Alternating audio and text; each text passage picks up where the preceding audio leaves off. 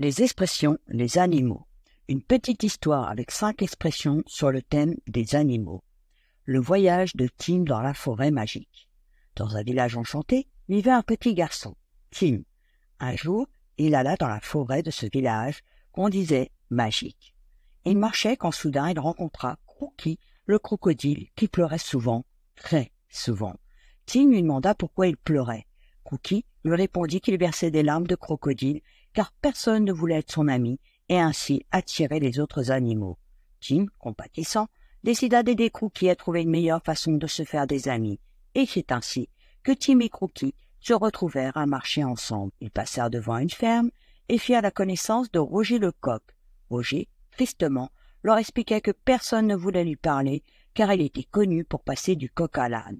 Tim et Crookie essayèrent de lui enseigner l'importance de se concentrer sur une seule conversation à la fois. Finalement, Roger décida de suivre Tim et Crookie dans leur aventure, et quelque temps plus tard, ils rencontrèrent Oscar le cheval. Tim s'approcha pour lui parler, mais en réponse, Oscar monta sur ses grands chevaux. Tim demanda à Oscar pourquoi il se mettait en colère, alors qu'il voulait juste devenir son ami. Embarrassé, il lui avoua qu'il avait du mal à contrôler ses émotions. Tim, Crookie, Roger et Oscar rencontrèrent quelque temps plus tard Joe.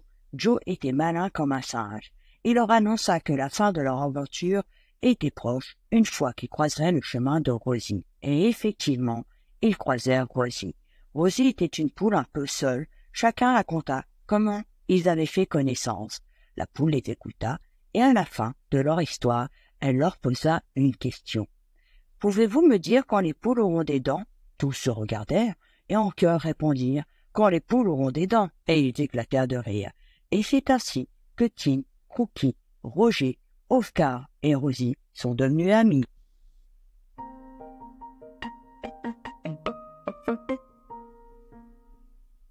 As-tu trouvé les 5 expressions cachées dans le texte?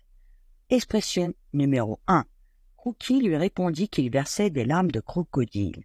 Fondée sur une antique légende égyptienne, les crocodiles du Nil avaient la réputation d'attirer leur future proie en gémissant. Et bien sûr, ceux qui s'approchaient des cruels reptiles pour les consoler ou pour tenter de comprendre ce qui pouvait provoquer de tels pleurs n'échappaient pas à leurs dents. Puis, au XVIe siècle, en référence à cette légende, l'expression « verser des larmes de crocodile » ou « pleurer des larmes de crocodile » a pris la forme actuelle. Cela signifie faire semblant de pleurer pour obtenir quelque chose. Expression numéro 2. Il était connu pour passer du coq à l'âne. Au XIIIe siècle, le terme « âne » désignait alors une canne. À l'époque, âne s'écrivait « ans », A-S-N-E. Aujourd'hui, nous l'écrivons A, accent circonflexe, N-E, marquant ainsi une transition de sens au cours des siècles. Le verbe saillir conservant son sens original de s'accoupler. Il semblerait que les coqs aient parfois tenté de se reproduire avec des cannes qui n'avaient évidemment rien à voir avec une poule.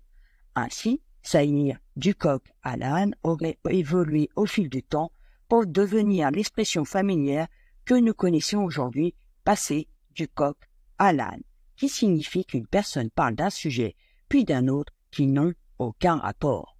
Expression numéro 3. Oscar monta sur ses grands chevaux. Autrefois, quand les chevaux étaient encore utilisés pour faire la guerre, on utilisait les chevaux de bataille, autrement appelés destriers, car les chevaliers les conduisaient de la main droite. Ces chevaux étaient très hauts et forts, si bien que l'on dominait son adversaire. Image du courageux chevalier partant défendre ses intérêts aux ceux de son pays sur son fidèle destrier est resté. C'est au XVIe siècle que l'on dit d'une personne qu'elle monte sur ses grands chevaux lorsqu'elle s'emporte et devient parfois agressive lorsqu'elle tente de défendre son point de vue. Expression numéro 4. Joe était malin comme un singe. Au Moyen-Âge, le singe était considéré comme un animal maléfique. Il est associé au malin, c'est-à-dire au diable. À la fin du XVIIe siècle, lorsque l'adjectif malin évolue, elle finit par désigner l'habileté du singe et non plus sa méchanceté. Malin comme un singe, aujourd'hui, signifie être astucieux, futé. Expression numéro 5. Quand les poules auront des dents. Les poules piquant avec leur bec et n'ayant pas de dents, l'expression est apparue tout naturellement au XVIIIe siècle. cela signifie que quelque chose n'arrivera jamais. Merci de m'avoir écouté et on se retrouve bientôt pour de nouvelles aventures.